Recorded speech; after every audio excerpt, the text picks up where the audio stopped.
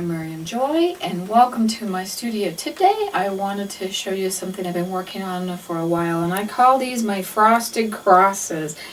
These are really unique crosses. We make them with a special formula for icing, and I'll show you that in a moment.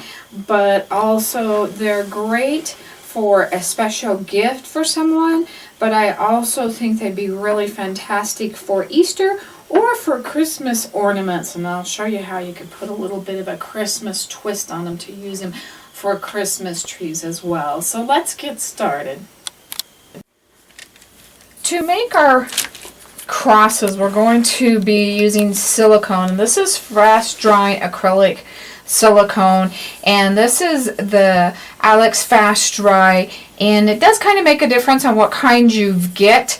And so this is from Walmart. It is usually less than $3, so that is what I do get. I am going to be using wax paper. I'm going to spray it with my vegetable spray and just kind of rub that around, so when I get to the part where I put my cross on it, it doesn't stick there. So let's just set that aside for a moment.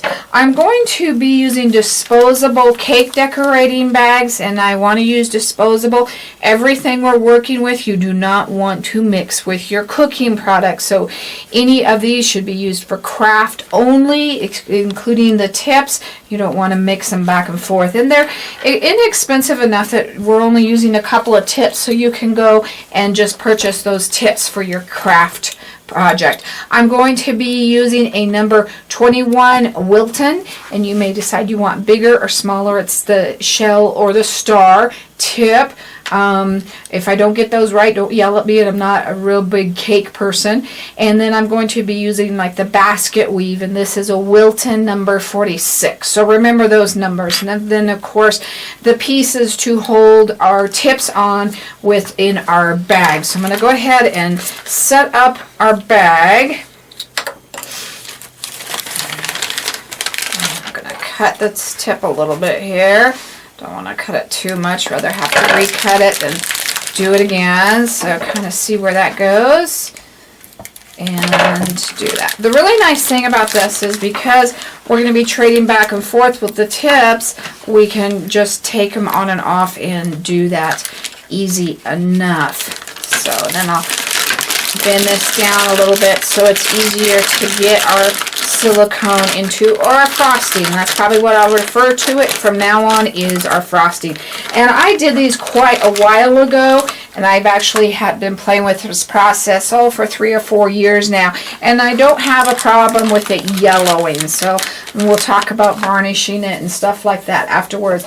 I do use a caulking gun to get it out, and I just, when I'm done using the amount I want, I just put a rubber band piece with saran wrap over the top, or even just a little plastic bag or something like that to hold it on. And I've gone months without using it, and then opened it up like this, and then it's ready to go again. But first time you're going to use it, you're just going to cut it off with your scissors, and you're ready to go. Now, you can mix this with any type of food coloring. If you want to do that, get a craft. I save like my kitchen containers that I get, like that has cottage cheese or something like that, and I use them for that, so I don't have to worry about mixing that again. And then if you want to, you could throw it away afterwards or stuff like that. But I want to just show you another item that I use this on, and this is my food coloring in that, and that is over a year old, and you can see how nice, and I actually haven't even varnished that yet, so you can see how wonderful that has stayed up. So look for those videos as well, but you can see how great the food coloring is, so you can make these solid colors.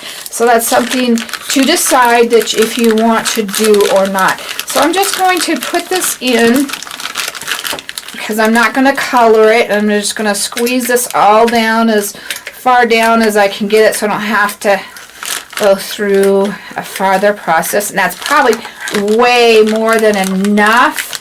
So I'm going to get that all out of there. And I usually use a little trick about putting that into saran wrap on both ends, tying it up and then putting it into my tube. And I had forgot that little trick. So that's something to remember. And by what I mean is you take a piece, if this was saran wrap, you put it in here, wrap it up, and just twist it. Pull one end through here, cut it off, and then you don't have all of this mess in your plastic part here, and you can use it again. So that's another thought to think about, and that would make that cleanup and everything easier. So I used, the first time I did it, I used popsicle sticks, and I didn't like how small they were turning out, and I couldn't get it as wide as I wanted to. So because I wanted wider and bigger, I found this little skinny sticks. I found these at Walmart, but your craft section would have them, and they were longer for what I wanted, so I just trimmed the ones down the size I wanted of the crosses. I glued them together with my E6000, left them overnight to get them nice and sturdy, and then I spray painted them white. You could brush paint them, that's fine, but remember to put these, glue them first, because if you're just using spray paint and they're all lined up, then they want to move all over the place, and it's so much easier if you have them this way and they don't wiggle around on you as much. So that's how I prepared my base. And also these weren't as thick as the popsicle sticks, I didn't think, and so they laid flat nicer. So that's something I liked. Now you could have added your color, but I'm going to do mine white. I think the glitter adds so much to these, but we're going to give them a layer to sit on and make them more sturdy with our basket coat or layer here. And we're going to put the basket weave part on the back so the front part is smooth, and we're just going to go from end to end. And it's not rocket scientist, don't make it perfect, but go over that middle part and stop at the end. If you need to push your little end down, push him down. Move your stuff around if you can. If you have something you can work on and move it around, just work on the little tray or whatever. So,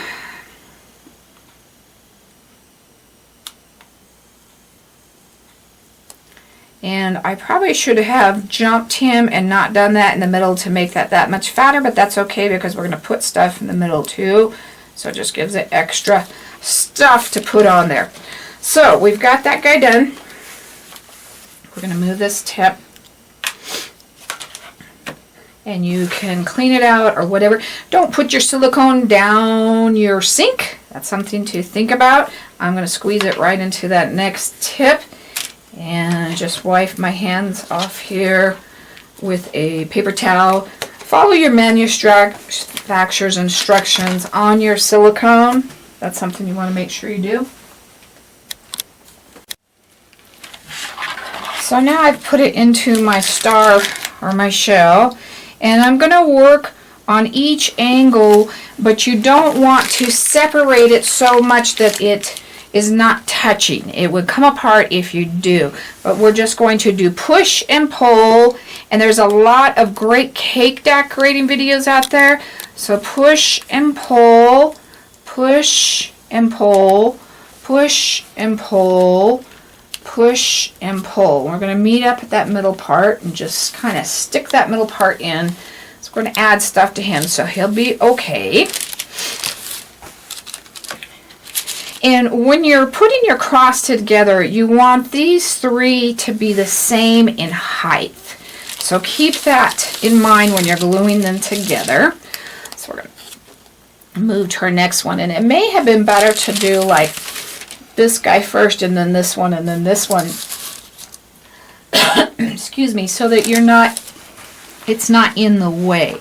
So we're going to do it again. Push and pull. Push and pull, push and pull, and the fourth one there.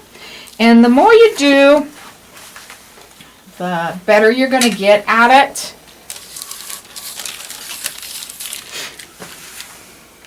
So again, push and pull.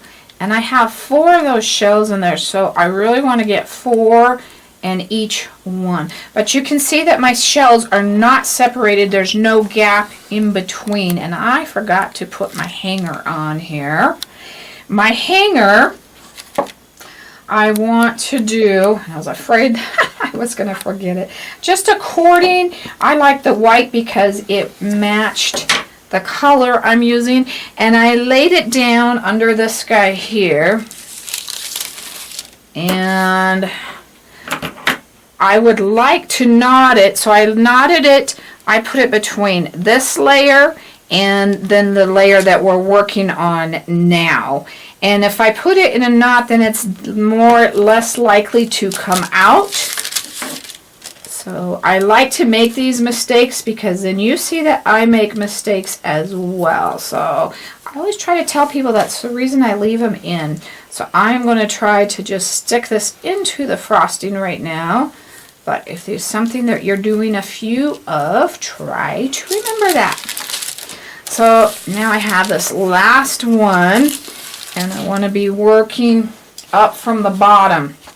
So always working from the outside in, meeting in the middle. And I'm going to wipe my frosting off here. So we're going to do push and pull, push and pull, push and pull, all the way up to the middle. Okay, so wasn't that simple? That's really nice and simple. And I just took, I have at miriamjoy.com these wonderful, wonderful clay roses, and I love these. So one of my favorite things, and I think they come in a 24 or 25 pack if I'm not mistaken. But I decided what color I liked and what color I was going to use, and then I would put that color of glitter to accent it, and that's kind of how I picked on what I wanted to do with my glitter. Now I think those are great for every day, but for Christmas or something different, we have kind of Christmas embellishments. That guy might be a little bit big, but maybe not. I think I'd maybe want to do him a different color, but we've also got our mini cabezons, and we've got Christmas ones and snowflake ones and all kinds of fun things. But on this one, I think today I'm going to be doing a kind of a little poinsettia, and I found these at my craft store in the craft section or the scrapbook section, and I'm going to use that and maybe a little bit of greenery that I just picked off of a garland or a pick or something like that to make it kind of Christmassy. So you can see it done different holidays and different things like that. So with that said, I'm going to be using my green, and I'm going to shake that really well on here. And you want to do this while it is wet. And because we've got these nice ridges, it really stays on here well. So that's really nice. So we're going to get that all on there.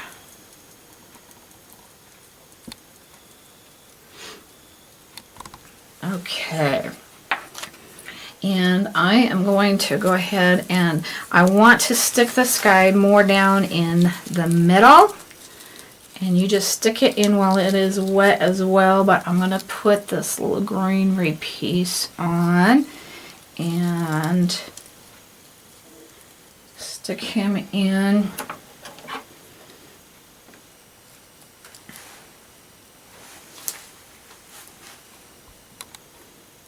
And I think that is more than enough. I don't want to stick him down too much. And then that, I think, would be really awesome to put on a Christmas tree or use as Christmas gifts. But you could change your colors for Easter. You could go more pastels, change the color of the frosting like we talked about with the different food colorings. There is just so much you can do. The hardest part for me is putting it someplace where I don't get into it, and let it completely dry. And then after it's dry, we're going to want to go ahead and varnish it. We want to use something that's inexpensive. I just usually use my Krylon or my Rust-Oleum. If you satin matte gloss, that's going to be up to you. If you're doing it and it's cold, you need to be really careful with your spray varnishes that they don't have that white kind of feeling with them. So be careful and read your instructions on your bottle. They do say that. But the one thing I will tell you is non-yellowing. You want the non-yellowing. And I would do a couple of coats on this, especially to keep your glitter in place. That's really big when it comes to the glitter. If you ever get anything with glitter on it, it's best to varnish it, and that way it stays on over the years and everything. And then you get these really, really beautiful crosses. And you do need that back support, otherwise they will wiggle around on you and everything. And you could even sign to so-and-so from so-and-so and put the year on the back, 2016 or something fun like that. But that would be a pretty Easter color there as well. We also have our different molds that you could use to make the pieces to put in the middle. We've got some holly and some poinsettias. These are wonderful little guys that I really love. This would really be a cute little bell. The items are unlimited. We're always getting new items, so especially during the holiday season, just see what fun things we may be able to find.